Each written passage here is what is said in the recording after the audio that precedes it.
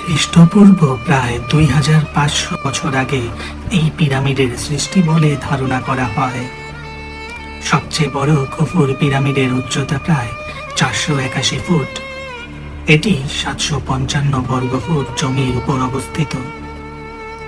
খুফুর পিরামিডের ওজন 57,50,000 টন, যেখানে বর্তমানে সবচেয়ে উঁচু ভবন দুবাইয়ের বুর্জ খলিফার ওজন 5 লাখ টন। ধারণা করা হয় 2.3 মিলিয়ন পাথরের বিশাল বিশাল টুকরো দিয়ে পিরামিড বানানো হয়েছে, যেখানে প্রতিটি পাথরের টুকরোর ওজন প্রায় 2.5 টনের মতো।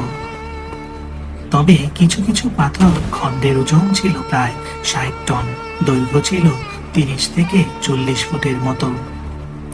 গ্রিক ঐতিহাসিক হেরোডোটাসের মতে প্রায় 20 বছর ধরে 1 লাখ শ্রমিকের ধারা গিজার পিরামিডটি তৈরি করা হয়। স্থপতি ইমহোটেপ এই পিরামিড ও পিরামিড সংলগ্ন চত্বরের নকশা প্রস্তুত করেছিলেন। তিনি একাধারে ছিলেন চিকিৎসক, জ্যোতির্বিদ, তৎকালীন ধর্মগুরু। পিরামিডের ভেতরে তার মূর্তি পাওয়া যায়। পাথরগুলো সংগ্রহ করা হয়েছিল দূর দূরান্তের পাহাড় থেকে। পাথরের সঙ্গে পাথর জোড়া দিয়ে এমন ভাবে পিরামিড তৈরি করা হতো যে একটি পাথর থেকে আরেকটি পাথরের মাঝের অংশে এক চুলো ফাঁকা থাকতো না।